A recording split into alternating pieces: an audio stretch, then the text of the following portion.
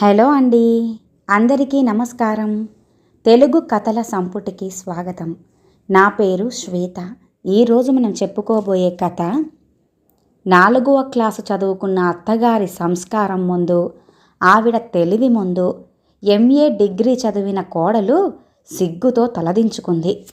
ఆవిడ ప్రవర్తించిన ప్రవర్తనపై ఆవిడకే అసహ్యం పుట్టుకొచ్చింది. అత్తగారి మాటలతో చల్లబడిన ఆ కోడలు తన బుద్ధిని ఎలా మార్చుకుంది అనేది ఈ కథలో మనం తెలుసుకుందామండి. కథ పేరు MA డిగ్రీ సిగ్గుపడింది అనే కథ అండి. రచించిన వారు శారద అశోకవర్ధన్ గారు. కథలోనికి వెళ్ళే ముందు మన ఛానల్ని మొదటిసారిగా చూస్తున్న వారైతే సబ్స్క్రైబ్ చేసుకోవడం మర్చిపోకండి.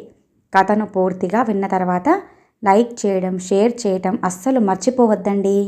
ఇంకెందుకండి ఆలస్యం, కథలోనికి వెళ్ళిపోదాం. మూతి ముడుచుకొని కూర్చున్న మేఘమాల కోపానికి కారణం తెలియక తికమక పడ్డాడు కేదార్. ఆ మూడ్లో ఏం మాట్లాడినా ఎలాంటి సమాధానం వస్తుందో కేదార్కి బాగా తెలుసు. అందుకే ఏమీ తెలియని వాడిలాగా తనలో తానే మాట్లాడుకుంటున్నట్టుగా, ఏమిటో ఇది మరీ అన్యాయం. సాయంత్రం ఇంకా 6 గంటలైనా కాలేదు. ఇంత చీకటి పడిపోయింది. పైగా ఈ చలొకటి విపరీతంగా వెన్నులో నుంచి వణుకు పుట్టిస్తోంది అన్నాడు మేఘమాలకేసి ఓరకంట చూస్తూ కేదార్. అయినా మేఘమాల నోరు మెదపలేదు. ఏదో కాస్త సీరియస్ విషయమే అని అనుకుంటూ, ఏమిటబ్బా అది, ఆమెకంత కోపం తెప్పించే పని నేనేం చేశాను అని అనుకుంటూ, మేఘమాల కాఫీ ఇవ్వవు అడిగాడు కేదార్. ఎందుకివ్వను? ఈ ఇంట్లో వంట మనిషిని, పని మనిషిని అన్నీ నేనేగా. చెప్పండి సార్, ఒక్క కాఫీయే చాలా, లేకపోతే వేడి వేడి టిఫిన్ కూడా చేసి పెట్టాలా? మొహమాట పడకండి సార్, చేసి పెడతాను అంది మేఘమాల లేచి వంటింట్లోకి వెళ్తూ. కాఫీ ఒక్కటి చాలులేవోయ్ అంటూ వెనకాలే వంటింట్లోకి వెళ్ళాడు కేదార్. మేఘమాల సీరియస్గా కాఫీ కలుపుతోంది. కేదార్ రావటం గమనించనట్టుగా. అమ్మ ఏమైనా అందా అంటూ అనునయంగా అడిగాడు. లేదు లేదు అంటూ ముక్తసరిగా సమాధానం చెప్పింది. నాన్నగారేమైనా అనంతలో, ఆయనేమంటారు పాపం అంటూ కసురుతున్నట్టుగా అంది. అయినా కేదార్ నెమ్మదిగా, మేఘా అయితే ఎందుకిలా ఉన్నావు అంటూ అడిగాడు. ఎలా ఉన్నాను అంటూ రుసరుసలాడుతూ చూసింది మేఘమాల. అదిగో అలా చూడకు, నేను తట్టుకోలేను. నీ గుండ్రని కళ్ళు వెన్నెల కిరణాలను వెదజల్లాలి. నీ కళ్ళల్లోని కాంతి నాకు వెలుగుబాటై నడిపించాలి అన్నాడాయన కవిత్వం చెబుతున్నట్టుగా, ఆమె మూడ్ని మార్చాలని చూస్తూ. కేదార్కి అర్థమైపోయింది ఆమె కోపం తన మీదేనని. అయితే దానికి గల కారణమేమిటో అతనికి తెలియటం లేదు. అతనికి తెలుసు, ఆ మూడ్లో ఆమెను తను ఎన్ని ప్రశ్నలు వేసినా ఇలాంటి తిక్క సమాధానాలే చెబుతుంది తప్ప తిన్నగా మాట్లాడదని. అందుకే ఆమె రుసరుసలాడుతూ అందించిన కాఫీ మగ్గుని అందుకొని సోఫాలో కూర్చున్నాడు. ఆ ఉదయాన చదివిన దినపత్రికనే మళ్ళీ ఒకసారి తిరిగేస్తూ. కేదార్కి తెలుసు మరో విషయం కూడా. అతడు అడగటం మానేస్తే ఆవిడే దగ్గరకొచ్చి చెప్పేస్తుంది. అతడు అడగటం లేదన్న ఉక్రోషంతో. కానీ ఈసారి కేదార్ అంచనా తప్పయింది. ఆమె ఎంతకీ మాట్లాడటం లేదు. తన కోపాన్ని వంటింట్లో గరిటెల మీద, గిన్నెల మీద చూపిస్తోంది. అంతేకాకుండా అప్పుడే ఆడుకోవటానికి పోయి ఇంటికొచ్చిన కూతురు మనోజ్ఞ, కొడుకు మనోహర్లను ఒక్క కసురు కసిరింది. వెళ్ళి హోంవర్క్ చేసుకోండి అంటూ. నాన్నారు, మీరేమో నేను అంటూ ఏదో చెప్పబోతున్న మనోజ్ఞను లోపల నుంచే కసిరింది మేఘమాల. మనోజ్ఞ, వెళ్ళి హోంవర్క్ చేసుకోమన్నానా అంటూ వంటింట్లో నుంచే అరిచి చెప్పటం వలన మేఘమాల కోపం ఇంకా దిగలేదు సరికదా, ఎక్కువైందని గ్రహించి, అమ్మ మనోజ్ఞ, వెళ్ళి హోంవర్క్ చేసుకో తల్లి అన్నాడు కేదార్. మనోజ్ఞ, మనోహర్లిద్దరూ వెళ్ళి హోంవర్క్ చేసుకోవటంలో నిమగ్నమయ్యారు. ఆ సాయంత్రం అంతా కూడా మేఘమాల తనతో గాని, ఇంట్లో ఉన్న అత్తామామలతో గాని ఒక్క మాట కూడా మాట్లాడకుండా తన పని తను యంత్రంలా చేసుకుంటూ పోయింది. అమ్మ కోపంగా ఉంది నాన్న మీద అని అనుకుంటూ పిల్లలు బుద్ధిగా హోంవర్క్ చేసుకుని భోంచేసి పడుకున్నారు. కోడలి కోపానికి కారణం తెలియని రామశేషయ్య గారు, ఇందిరాదేవి గారు కూడా భోజనాల దగ్గర నోరెత్తకుండా భోంచేసి వాళ్ళ గదిలోకి వెళ్ళి పడుకున్నారు. కేదార్ మాత్రం ఏదో అగ్నిపర్వతం త్వరలోనే బద్దలవుతుందా, లేకపోతే ఉప్పెన ఏదైనా ముంచుకొస్తుందా అన్నట్టుగా ఆలోచిస్తూ అవి ఎలా రాకుండా అరికట్టాలా అని ఆలోచిస్తూ మౌనంగా భోజనం ముగించాడు. ఏదో తిన్నాననిపించి చెయ్యి కడుక్కుంది మేఘమాల. కలత నిద్రతో తినగానే కాసేపు కళ్ళు మూసుకొని నిద్రపోయినా ఇక కేదార్ గదిలో నుంచి పెద్ద పెద్ద మాటలకు తెలివొచ్చేసి వినటం సభ్యత కాదని అనుకుంటూనే వింటూ ఉంది భయంగా ఇందిరాదేవి. మనకు పెళ్ళైన ఇన్నేళ్లలో నాకు ఇది కావాలి అది కావాలి అని ఏనాడైనా మీతో పోట్లాడానా అంది మేఘమాల. పోట్లాటలు ఎందుకొస్తాయి మేఘ? అడగకుండానే అన్నీ తెచ్చి పెడుతుంటుంటే పోట్లాటలు ఎందుకొస్తాయి అంటూ మామూలుగా ఉంది కేదార్ స్వరం. ఏమిచ్చారు? నగలా నాణ్యాలా? మీ చెల్లెలు సునీత కాసుల పేరు చేయించుకుంది.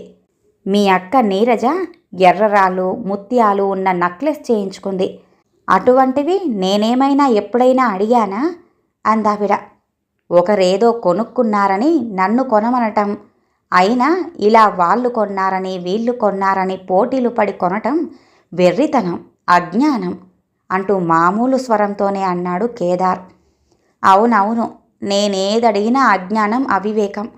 మొన్న మన ఇంటి దగ్గర ఓపెన్ చేసిన కంచిపట్టు చీరల దుకాణాన్ని సినీ నటి సౌందర్య ఓపెన్ చేసింది కదా. ఒక చీర 1000 రూపాయలది కొంటే 500 రూపాయల చీర ఉచితం అంటుంటే మా అక్క బాను వచ్చి కొనుక్కుంది. నిన్న ఆబిడ్స్లో ఒక 500 రూపాయల చీర కొంటే ఒక స్టీల్ బిందె ఉచితం అంటే మా చెల్లెలు లక్ష్మి కూడా వెళ్ళి కొనుక్కుంది. నా ఫ్రెండ్స్ అనిత, కుసుమ, రాణి అందరూ కొనుక్కున్నారు. నేనే ఎప్పుడూ ఏదీ లేకుండా పడుంటాను అంటూ వెర్రి దానిలా అరుస్తూ నొక్కి చెప్పింది మేఘమాల. మేఘ, ఈ మాటలన్నీ అనటానికి నీకు నోరెలా వచ్చింది? ఏ ఊరికి వెళ్ళినా ఆ ఊరి నుంచి చీరలు నీకు కనీసం 2, 3 తెస్తూనే ఉంటాను. ఆ తర్వాత నీ అక్కకి కానీ, నీ చెల్లెలకి కానీ, నీ అమ్మకి కానీ తెస్తూనే ఉంటానే. ఆ సంగతి ఇంట్లో ఉన్న మా అమ్మకి కూడా ఎప్పుడూ చెప్పనే లేదు. ఇక నా అక్క చెల్లెల విషయమంటావా? వాళ్ళు ఏడాదికి ఒక్కసారి వస్తారు మన ఇంటికి. ఆ వచ్చినప్పుడు కూడా నీకిష్టం వచ్చినట్టుగానే వారి కోసం తీసుకొచ్చే 100 రూపాయల చీరలను నా చేతిలో పెడితే నేనే ఇస్తూ ఉంటాను, నాకేమి తెలియనట్టుగానే. అయినా నాకు తెలియక అడుగుతాను, ఎందుకు ఇలాంటి పోటీ మాటలు నీకు? చిచి, ఇదంతా నా కర్మ అందావిడ. అవునవును, నన్ను చేసుకోవటం మీ కర్మే, నాతో సంసారం చేయటం కూడా మీ కర్మే అందావిడ. ఇదంతా బిక్కమొహం వేసుకొని వింటున్న ఇందిరాదేవి గుర్రు పెట్టి పడుకున్న తన భర్తను లేపి ఆ మాటలు వినమంది. ఆయన ఆవలిస్తూనే వింటున్నాడు. నాకన్నా, నా వాళ్ళకన్నా మీ వాళ్ళెవరైనా నాకన్నా ఎక్కువగా ఉంటే నేను భరించలేను. మీ వాళ్ళంటే నాకు అసహ్యం, మీ అమ్మంటే అసహ్యం, మీ అక్కంటే అసహ్యం, మీ చెల్లెలంటే అసహ్యం. అసలు మీ ఇంట్లో ఉన్న కుక్క, పిల్లి కూడా నాకు అసహ్యమే కసితో రెచ్చిపోతూ అరిచింది మేఘమాల. అయితే నేనన్నా అసహ్యమేనా? అది చెప్పు అన్నాడాయన. నా మాట కాదని నువ్వు నీ వాళ్లకు ఏం చేసినా నాకు అసహ్యమే అందావిడ. నీకు నీ వాళ్ళంటే ఎంతో, నాకు నా వాళ్ళంటే అంతే కదా. మీరిలాగే వాదించండి, ఈ రాత్రి ఇక్కడే ఉరిపోసుకొని చస్తాను అందావిడ. ఇందిరాదేవి ఉలిక్కి పడింది. కేదార్ని పిలిచి ఆ పిల్లక ఆ చీరలేవో కొనిపెట్టమని చెప్పండి, అది అన్నంత పని చేస్తుందేమో అంటూ భయంతో వణికిపోతూ చెప్తుంది భర్తకు. రామశేషయ్య గారు నవ్వుతూ, పిచ్చిదానా, చస్తా అన్న వాళ్ళెవ్వరూ చావరే అంటూ ఆవలిస్తూ ఆవిడను కూడా పడుకోమ్మని సంజ్ఞ చేస్తూ అన్నాడు. అది కాదండి, అది నన్ను నా పిల్లల్ని అలా అంటూ ఉంటే నాకు బాధగా ఉందండి అందావిడ. ఉంటే మాత్రం ఏం చేస్తాం, నాకా పెన్షన్ లేని ఉద్యోగం అయిపోయింది.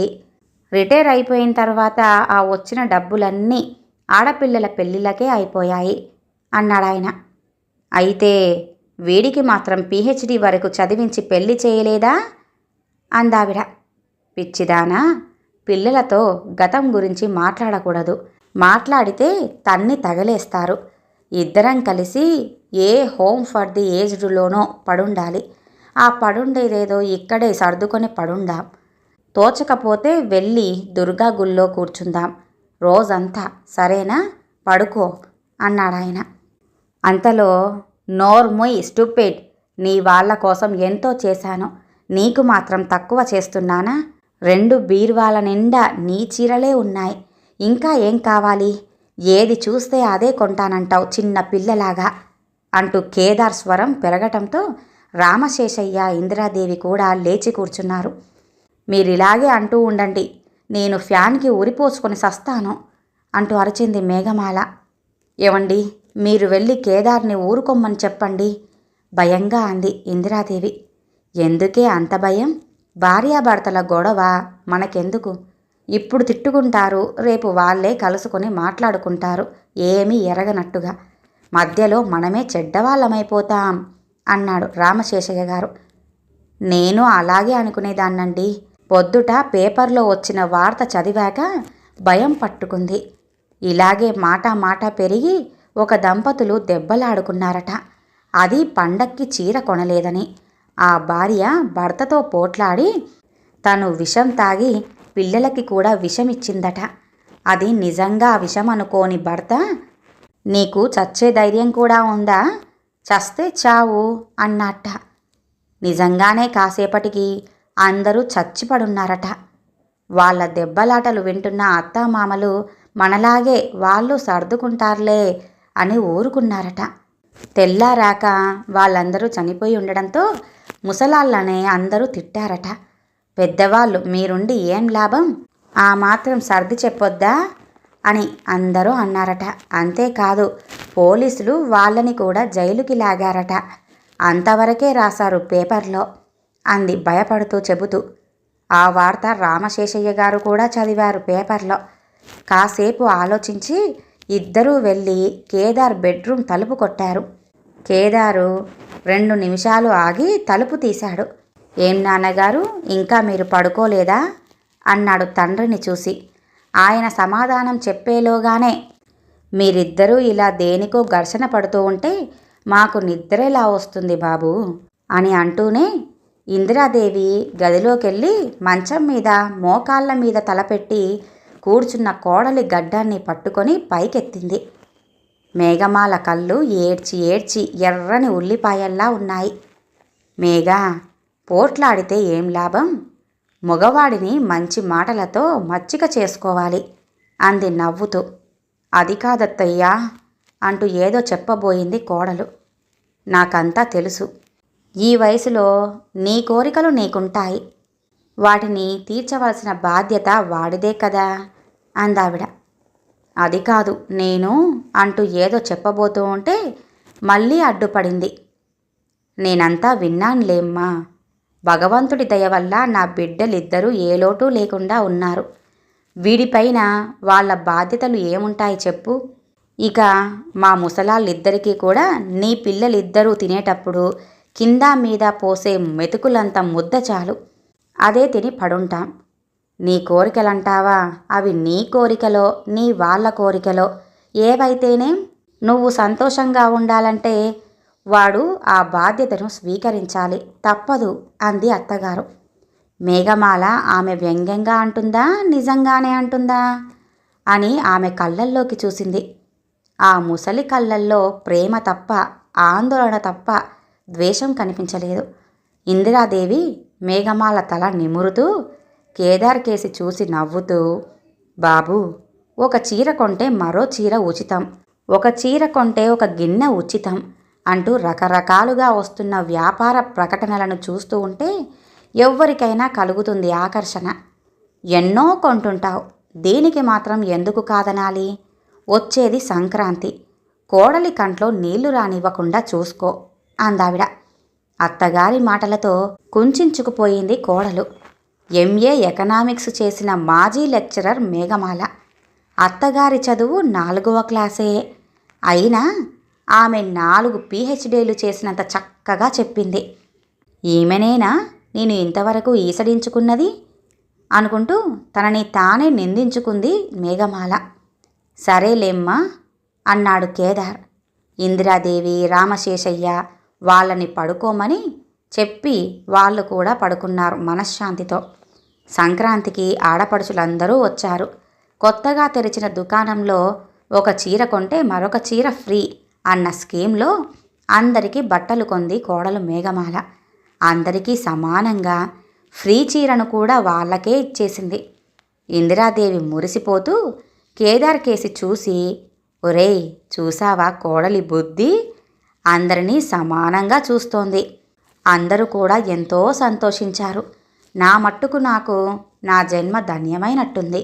ఇక చాలురా, ఈ తృప్తి చాలురా, ఇదే నాకు సిసలైన సంక్రాంతి అంది. అమ్మా, అందరూ నీలా ఆలోచిస్తే అత్తాకోడళ్ళ పేచీలు ఉండవు కదూ అన్నాడు కొడుకు నవ్వుతూ. అంతేకాదురా, ప్రతి కోడలు కూడా మన మేఘమాలలా చేసిన తప్పుల్ని సరిదిద్దుకొని జీవితానికున్న అర్థాన్ని, పరమార్థాన్ని తెలుసుకుంటే అదే చాలు. స్వర్గం, నరకం ఎక్కడో లేవురా. మనమందరం సంతోషంగా కలిసుంటే అదే స్వర్గం. ఒకరినొకరు ద్వేషించుకుంటూ బ్రతకడమే నరకం అంది తల్లి. మేఘమాల కొత్త చీర కట్టుకొని అద్దంలో చూసుకుంటూ మురిసిపోతూ ఈ మాటలు విని మరింత విప్పారిన మొహంతో అత్తగారికి పాదాభివందనం చేసింది. నవ్వులు విచ్చుకున్నాయి పుష్పాల్లా అందరి పెదవుల మీద. మేఘా, ఈ పాదాభివందనాలు, మంగళసూత్రాలను కళ్ళకద్దుకుంటూ చేసే పూజల కన్నా మానవత్వపు విలువలే ఎంతో మిన్న. పెళ్ళి 2 పక్షాల కలయిక అయినా ప్రేమ, అభిమానం, ఆదరణ అనే భావాలను అలంకారాలుగా చేసుకొని మెలుగుతూ ఉండాలి. అహంకారం, అహంభావం, నా వాళ్ళు, నీ వాళ్ళు అని తేడాలను మర్చిపోవాలి. ఒక్కోసారి ఎవరి వాళ్ళలోనైనా కొన్ని తప్పులు జరుగుతూనే ఉంటాయి. మనకి నచ్చనివి ఉండొచ్చు. మంచి మనసుతో వాటిని సరిదిద్దాలి లేదా సర్దుకుపోవాలి అంటూ చెబుతున్న అత్తగారి మాటలను క్లాస్లో మాస్టారు గారు చెప్పే పాఠాలలాగా వింటోంది మేఘమాల. అంతలోనే బిలబిలమంటూ ఆమె చెల్లెళ్ళు, అక్కగారు, అమ్మగారు అందరూ వచ్చారు ఇంటికి. మేఘమాల వాళ్ళకేసి ఆశ్చర్యంగా చూసింది. తను పిలవలేదే, ఎలా వచ్చారు అన్నట్టుగా. అది గ్రహించిన ఇందిరాదేవి, నేనే పిలిచానమ్మా. అందరూ అప్పుడప్పుడు కలవాలిగా. మన పూర్వీకులు పండగల పేరిట ఇలా కలుసుకోవాలనుకునేవారు. ఇప్పుడు నాగరికం పెరిగి పండుగలు కూడా సరిగ్గా చెయ్యటం లేదు. పార్టీలకు బంధువులను కూడా పిలవరు. బంధుత్వాలు, ప్రేమలు, అభిమానాలు చెరువులోని నీరులా ఇంకిపోతున్నాయి. పిల్లలకు అసలు బంధువులెవరో తెలిసే అవకాశం కూడా లేకుండా పోయింది. మరి అలాంటప్పుడు అభిమానాలు ఎలా కలుగుతాయి అని చెబుతూ ఆ కిందటి రోజున తన మెల్లో ఉన్న చిన్న ముత్యాల హారాన్ని తాకట్టు పెట్టి మేఘ తరపున వాళ్ళందరికీ మేఘ కొన్న పద్ధతిలోనే చీరలు కొన్న విషయం చెప్పింది అత్తగారు. ఇలా చీరలు పెట్టడం పెట్టకపోవటం ముఖ్యం కాదు, ఆప్యాయంగా ఆదరించడమే గొప్ప. అందుకు సభలలో పూలదండలు వేస్తున్నట్టుగా, శాలువాలు కప్పుతున్నట్టుగా ఇది కూడా ఒక సంప్రదాయంలాగానే అంటూ తన వారిని ఇందిరాదేవి ఆహ్వానిస్తూ ఉంటే 4వ క్లాసు చదువుకున్న అత్తగారి సంస్కారం ముందు తన MA డిగ్రీ సిగ్గుపడింది. మరు జన్మ ఉందో లేదో, ఈ మమతలన్నీ ఏమైపోతాయో అంటూ రేడియోలో పాట జనరంజని కార్యక్రమంలో వస్తుంటే మేఘమాల కళ్ళు నీటితో నిండిపోయాయి. మనసు దూది పింజల్లా ఎటో ఎగిరిపోతూ ఉంటే, కన్నీళ్లు చూపుని మసకబారుస్తూ ఉంటే కేదార్ని చూసి చిన్నగా నవ్వింది మేఘ. ఇందిరాదేవి విశ్వ మానవ ప్రేమను పంచే మదర్ తెరిసాలా కనిపించింది ఆ కోడలికి. ఈ సంక్రాంతి తన జీవితానికే క్రాంతి. నెమ్మదిగా కళ్ళు తుడుచుకుంది మేఘమాల. ఈ కథ ఇంతటితో సమాప్తమండి. విన్నారుగా. అత్త మామలన్నా, ఆడపడుచులన్నా అసహ్యమన్న కోడలికి ఆ అత్తగారు ఏ విధంగా గుణపాఠం చెప్పిందో మరి ఈ కథ కనుక మీకు నచ్చినట్లయితే లైక్ చేయండి, షేర్ చేయండి, అలాగే సబ్స్క్రైబ్ చేసుకొని మన ఛానల్ని ఎంకరేజ్ చేయండి. మీ యొక్క విలువైన అభిప్రాయాలను కామెంట్ రూపంలో తెలియజేయండి. ఇంత మంచి కథను మనకు అందజేసిన శారద అశోకవర్ధన్ గారికి ధన్యవాదాలు తెలియజేసుకుంటున్నానండి. మరొక మంచి కథతో మళ్ళీ కలుద్దామండి. నమస్కారం.